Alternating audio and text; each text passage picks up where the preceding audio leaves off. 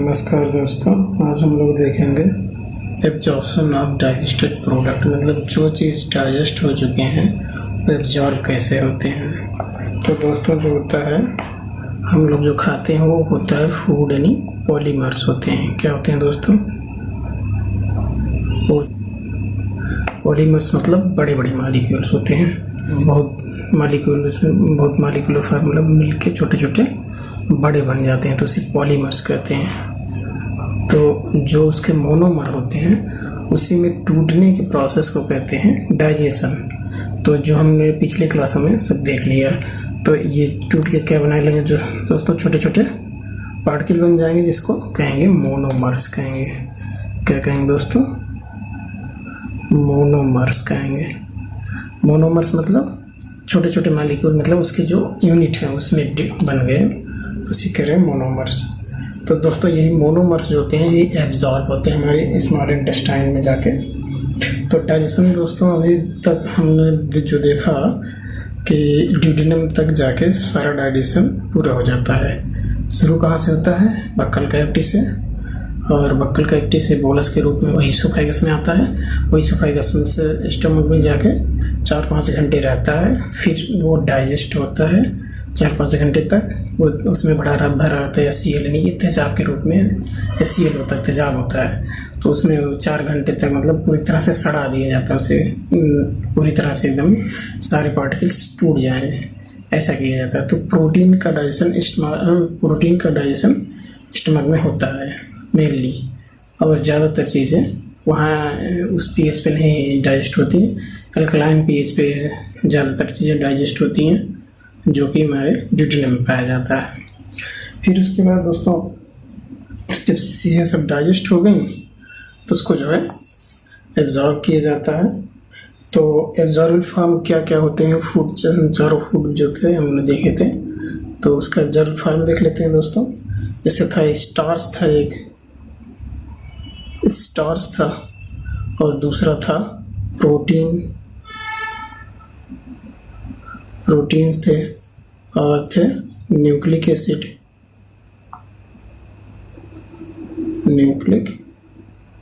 Acids हो गए, और फिर फैट था।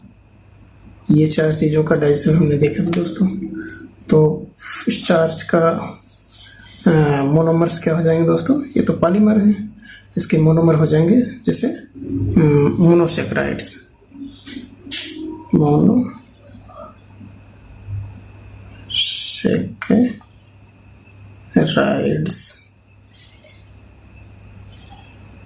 मोनोसेक्राइड्स में जैसे हो गए हमारा क्या क्या, ग्लूकोज हो गए, फ्रक्टोज हो गए, गैलेक्टोज हो गए, ये सब हो गए। ग्लूकोज हो गया, मेनली यही दोस्तों ग्लूकोज होता है। फ्रक्टोज हो गया, गैलेक्टोज हो गया, ये सब होते हैं दोस्तों, ठीक। और इसके प्रोटीन के मोनोमर्स क्या होते हैं दोस्तों? प्रोटीन के मोनोमर्स होते हैं अमीनो एसिड। क्या होते हैं दोस्तों? अमीनो एसिड्स होते हैं, अमीनो एसिड होते हैं। और न्यूक्लिक एसिड के मोनोमर्स क्या होते हैं दोस्तों? शुगर और base, sugar and nitrogenous bases होते हैं, बेसिस। और फैट के मोनोमर्स क्या होते हैं दोस्तों? फैट के मोनोमर्स होते हैं fatty acid and glycerol. Fatty acids and glycerol,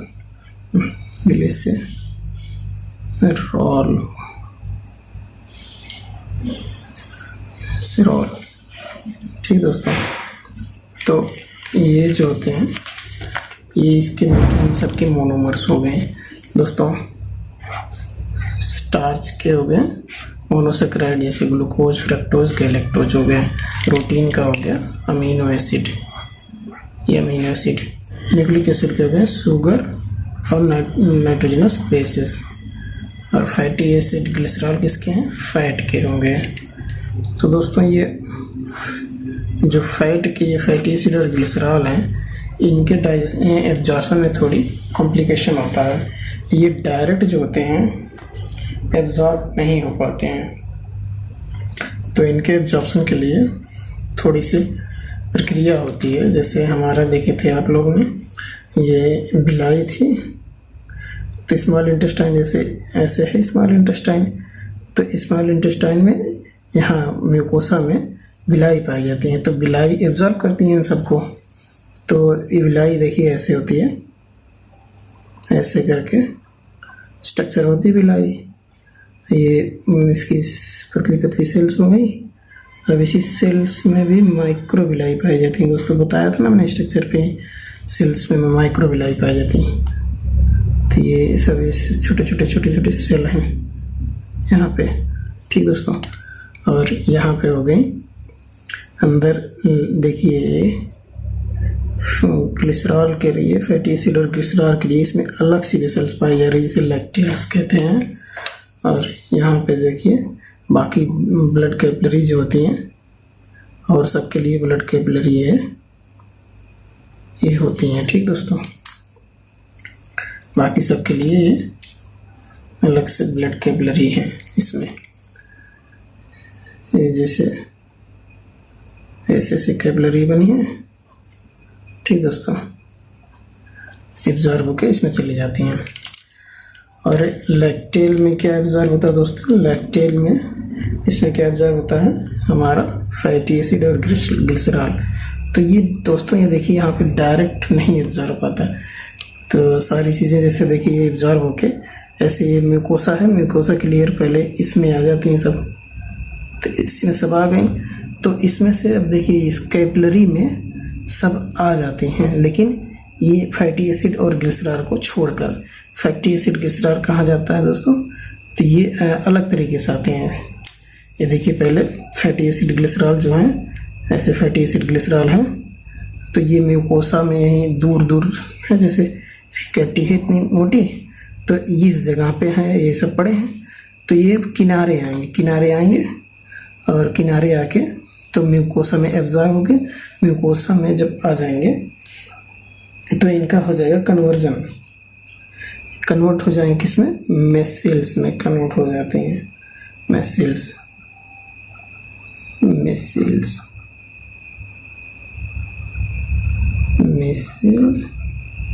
मेसेल्स में जब कन्वर्ट हो जाएंगे तो यहाँ पे पहुँच गए। ये थे ल्यूमन में फैटी एसिड एंड ग्लिसरॉल थे। अब यहाँ पहुँच गए ये mucosa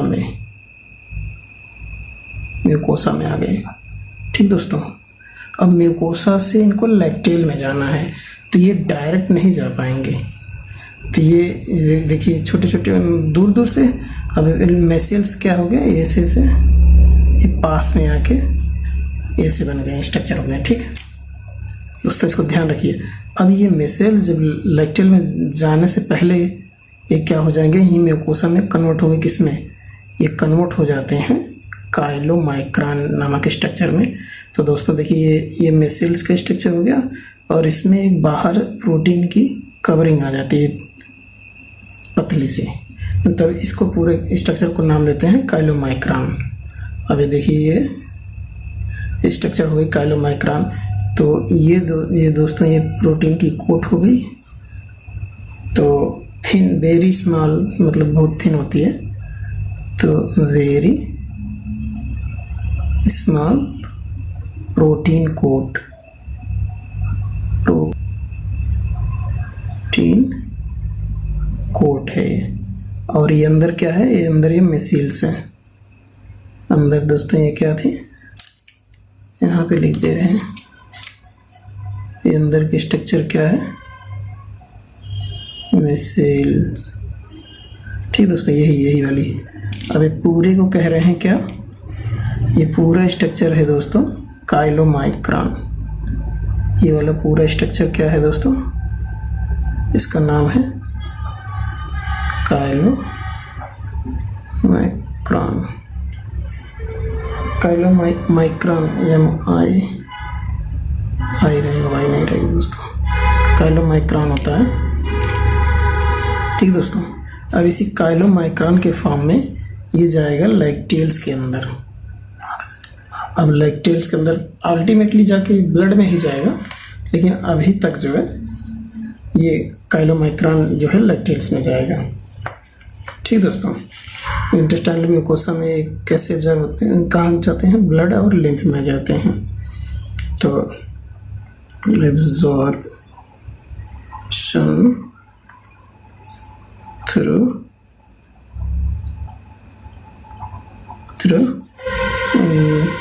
intestinal mucosa in blood and lymph। Blood और लिम्फ में इनका एब्जॉर्प्शन होता है दोस्तों। ये पॉइंट आप याद रखिएगा, बहुत पूछा जाता है। तो मतलब कहाँ पे एब्जॉर्प्शन होता है, कहाँ मतलब जाते हैं, ब्लड और लिम्फ में जाके मिलते हैं ये सब मोनोमर्स जो हैं। तो दोस्तों एब्जॉर्प्शन किस प्रोसेस के थ्रू होता है, तो 4 प्रोसेस हैं टोटल। एक होता है एक्टिव प्रोसेस, एनर्जी ख़त्म करके एक्टिव हो गया, और दूसरा पैसिव मतलब जिसमें एनर्जी नहीं ख़त्म हो रही है, डायरेक्ट मतलब ऐसे मतलब एब्जॉर्ब हो जा रहा है। और तीसरा है facilitated transport, facilitated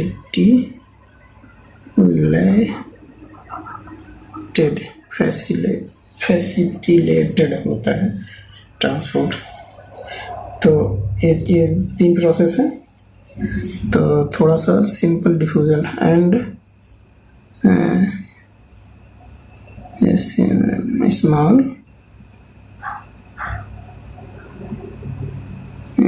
small amount by simple diffusion,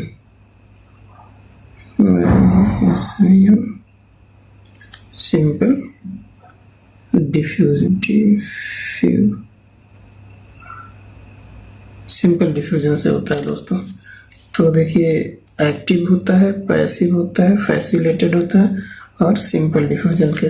जैसे जो सरफेस के पास हैं तो सिंपली डिफ्यूज होके अंदर चली जाती हैं, और बाकी जो है फैसिलिटेटेड में जो क्या होता है दोस्तों, इसमें कैरियर प्रोटीन की आवश्यकता पड़ती है। एक्टिव ट्रांसपोर्ट में क्या होता है, मेम्ब्रेन होती है, उसके पार जाना होता है, लेकिन यहाँ पे एनर्जी ख़त्म करनी पड़ती है। कहाँ से, कंसंट्रेशन ग्रेडियंट के अगेंस्ट जाना होता है इनको। पैसिव में भी मतलब ये भी फैसिलिटेटेड में एनर्जी नहीं ख़त्म होती, लेकिन एक्टिव में ख़त्म होती है। और पैसिव में मतलब एब्जॉर्ब हो जाते हैं ऑस्मोसिस के थ्रू। और देखते हैं किसका किसका डिफ्यूजन कैसे होता है। तो जो वाटर का डिफ्यूजन होता है दोस्तों, वाटर का एब्जॉर्प्शन जो होता है ऑस्मोटिक कंसंट्रेशन ग्रेडियंट के ऊपर डिपेंड करता है। तो देखते हैं absorption of water depends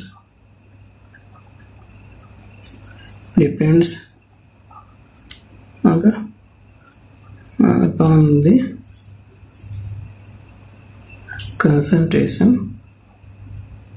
gradients। Concentration gradient के ऊपर डिपेंड करता है, मतलब कितनी ज़्यादा डिफरेंस है कंसंट्रेशन में, तो उसके ऊपर डिपेंड करता है। मतलब कितनी ज़्यादा आवश्यकता है सेल को वाटर की। अगर ज़्यादा रहेगा तो कम एब्जॉर्ब होगा, और सेल में वाटर कम रहेंगे तो ज़्यादा एब्जॉर्ब होगा। किसी के ऊपर डिपेंड होता है।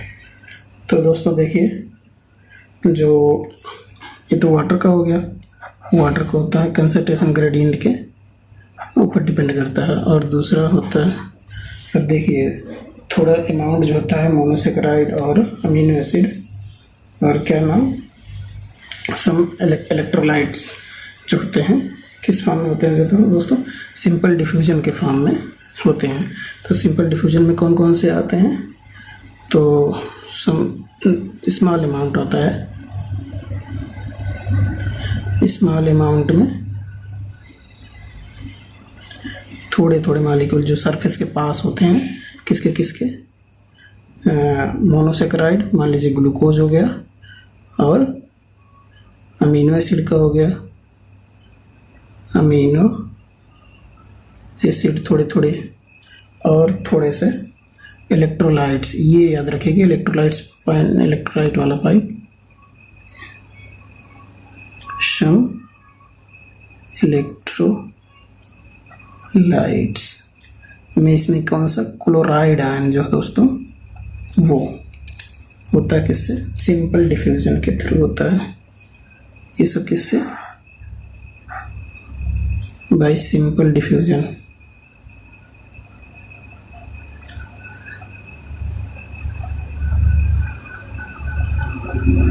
सिंपल डिफ्यूजन से हो गया।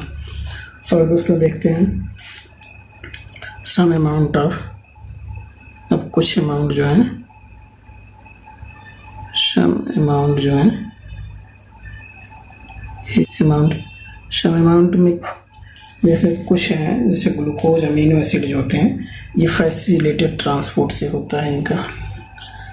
तो ग्लूकोज एंड अमीनो एसिड जो होते हैं किससे होते हैं दोस्तों, फैसिलिटेटेड से होते हैं, फैसिलिटेटेड ट्रांसपोर्ट से होता है, ट्रांसपोर्ट से होता है। अब दोस्तों देखते हैं आगे, और कुछ का जो होता है एक्टिव ट्रांसपोर्ट होता है। तो एक्टिव ट्रांसपोर्ट में कौन कौन आते हैं दोस्तों, तो देखिए कौन कौन, अमीनो एसिड, ग्लूकोज और इलेक्ट्रोलाइट्स में इसमें सोडियम जो होता है दोस्तों वो इम्पोर्टेंट रखिएगा। यहाँ सम अमाउंट जो सिंपली डिफ्यूज हो रहे हैं वो क्लोराइड आयन है, इलेक्ट्रोलाइट वाला, और इसमें जो एक्टिव ट्रांसपोर्ट से किसको लिया जाता है, सोडियम आयन को लिया जाता है। तो कुल मिला के जो इम्पोर्टेंस ज़्यादा है उसी को एक्टिव ट्रांसपोर्ट के जरिए लिया जा रहा है। तो इनका दोस्तों कैसे हो रहा, इनका हो रहा है एक्टिव ट्रांसपोर्ट से, एक्टिव ट्रांसपोर्ट से। तो इसमें विशेष ध्यान रखिएगा, जो अमीनो एसिड हैं, अमीनो एसिड और ग्लूकोज, इनको तो किसी भी हाल में बाहर नहीं छोड़ा जाएगा, इनको किसी भी हाल में करके एब्जॉर्ब कर लिया जाएगा। और इस सोडियम को, इनके लिए एनर्जी ख़त्म करनी पड़ी तब भी ये एब्जॉर्ब किए जाएंगे। तो मेन इंपॉर्टेंट चीज़ है ये अमीनो एसिड, ग्लूकोज और इलेक्ट्रोलाइट्स में ये सोडियम वाले। बाकी सब इम्पोर्टेंट तो हैं, ऐसा नहीं कि इम्पोर्टेंट नहीं, लेकिन ये ज़्यादा इम्पोर्टेंट हैं। तो अब दोस्तों देखते हैं कहाँ कहाँ जो होता है एब्जॉर्प्शन, किसका होता है, मतलब हमारे बॉडी के जो पार्ट हैं उसमें कहाँ कौन से सेक्शन में किसका एब्जॉर्प्शन होता है। तो दोस्तों देखते हैं एब्जॉर्प्शन और substance in different parts of alimentary canal. ठीक दोस्तों, ये देखते हैं कहाँ कौन से चीज़ें एब्जॉर्ब होती हैं। तो सबसे पहले हमारा माउथ आता है, एब्जॉर्प्शन में भी आता है, सबसे पहले डाइजेशन में भी यहीं आता है। तो माउथ में दोस्तों हम लोगों को क्या क्या एब्जॉर्ब होता है, ये आप ध्यान दीजिए। तो माउथ में दोस्तों एब्जॉर्ब होता है, कुछ दवाइयाँ एब्जॉर्ब होती हैं। तो क्या दोस्तों, सर्टेन ड्रग्स,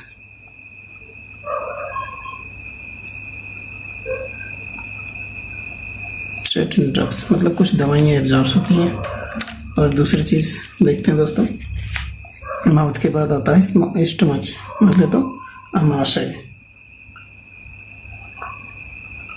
स्टमक में दोस्तों क्या चीज़ एब्जॉर्ब होता है, तो स्टमक में एब्जॉर्ब होता है वाटर एब्जॉर्ब होता है, और सिंपल शुगर एब्जॉर्ब होती है, और अल्कोहल एब्जॉर्ब होता है। ये तीन चीज़ें, तो वाटर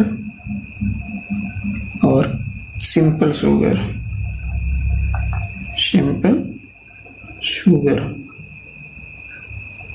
एंड अल्कोहल।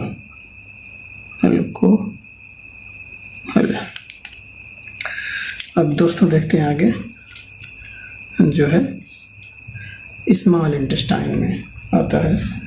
सबसे ज़्यादा एब्जॉर्प्शन जो होता है स्मॉल इंटेस्टाइन में होता है। स्मॉल इंटेस्टाइन,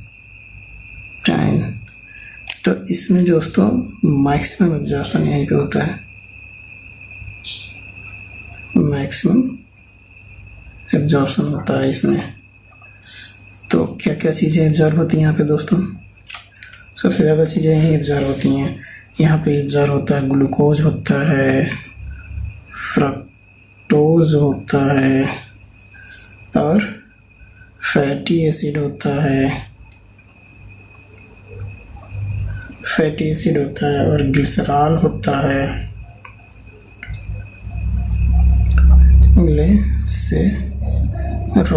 सिरॉल, और अमीनो एसिड भी होता है यहाँ पे, अमीनो एसिड।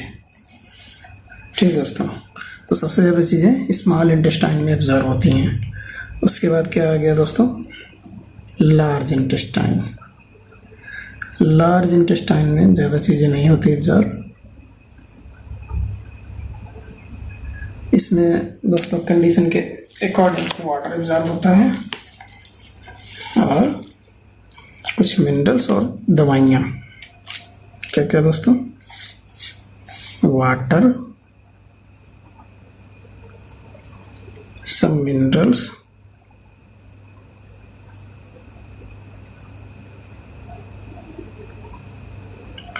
and drugs। ठीक दोस्तों, ये पार्ट्स थे जिसमें जो एब्जॉर्ब हो रहे हैं, क्या क्या चीज़ कहाँ उपचार हो रहा है, ये चीज़ें हमने देख लिया। अब दोस्तों देखते हैं, तो एब्जॉर्प्शन पूरा हो गया। डाइजेशन हम लोग पिछले वीडियो में सब देखा डाइजेशन सबका। अब आज हम लोगों ने देख लिया एब्जॉर्प्शन। तो एब्जॉर्प्शन ये हो गया। अब इसके बाद सब चीज़ें सब ब्लड में पहुंच गई, यहाँ एब्जॉर्ब होके ब्लड में आ जाएंगी सब। तो ब्लड में पहुँचने के बाद कहाँ जाएंगी? तो ब्लड लेके जाएगा टिश्यू के पास, और टिश्यू में जब मिल जाएंगे तो इस चीज़ को कहेंगे एसिमिलेशन। क्या कहेंगे दोस्तों? एसिमिलेशन। तो एसिमिलेशन क्या होता है दोस्तों? देखिए, assimilation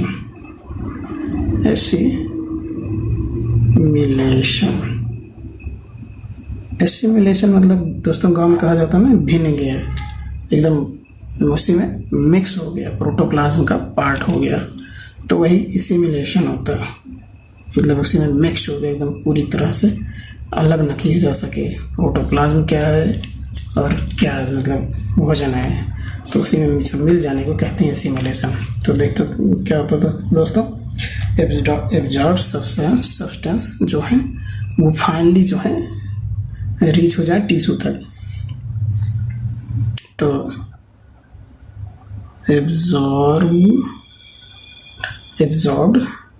substances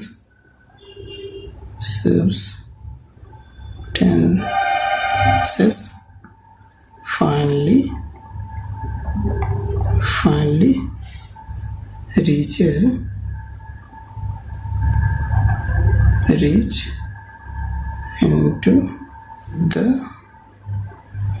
into the tissue. किस लिए टिश्यू में जाएंगे दोस्तों? जो इनका यूज है for their activities.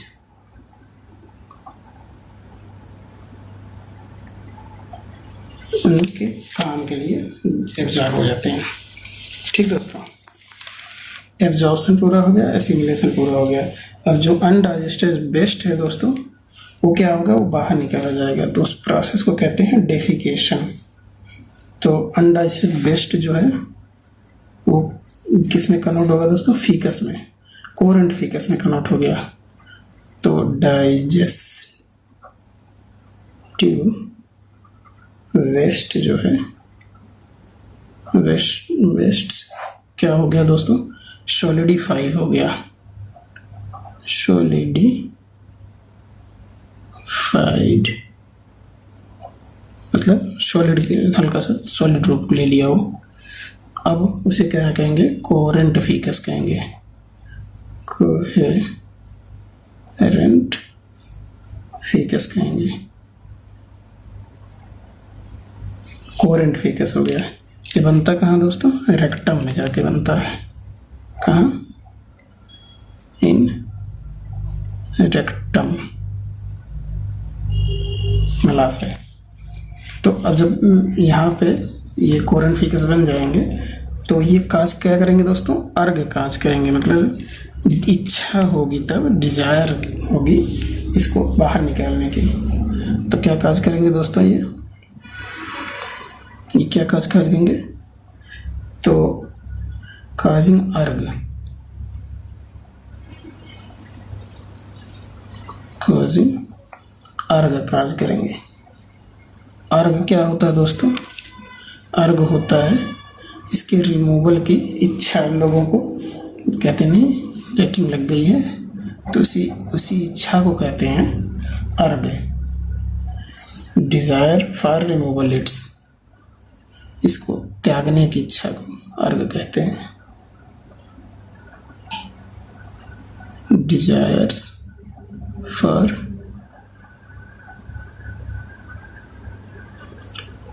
Removal it's, उसको त्यागने की इच्छा को अर्घ कहते हैं। अब इसको त्यागने की प्रक्रिया क्या कहते हैं दोस्तों, डेफिकेशन कहते हैं।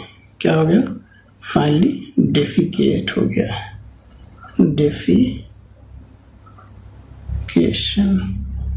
तो डेफिकेशन दोस्तों क्या होता है, रिमूवल ऑफ फीकस कहते हैं डेफिकेशन। Removal of faeces. ठीक दोस्तों, अब फीकस का रिमूवल कैसा होता है, वॉलेंट्री होता है, हम लोगों की इच्छा से होता है। तो क्या होता है दोस्तों, वॉलेंट्री होता है, वॉलेंट्री हो गया। एंड ये होता है बहुत तगड़ा वाला मास पेरिस्टाल्सिस मोमेंट के थ्रू होता है, बहुत जोर का पेरिस्टाल्सिस मोमेंट होता है by mass peristalsis, peristaltic moment के थ्रू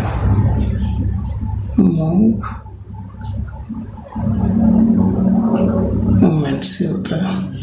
ठीक दोस्तों, तो ये प्रोसेस पूरा हो गया। और जो डाइजेशन का सारा प्रोसेस होता है वो केमिकल मतलब हार्मोनल कंट्रोल से होता है और न्यूरल कंट्रोल से होता है, दोनों कंट्रोल से होता है दोस्तों। तो दोस्तों पूरा हो गया चैप्टर। मिलते हैं नेक्स्ट वीडियो नेक्स्ट टॉपिक साथ। थैंक यू दोस्तों।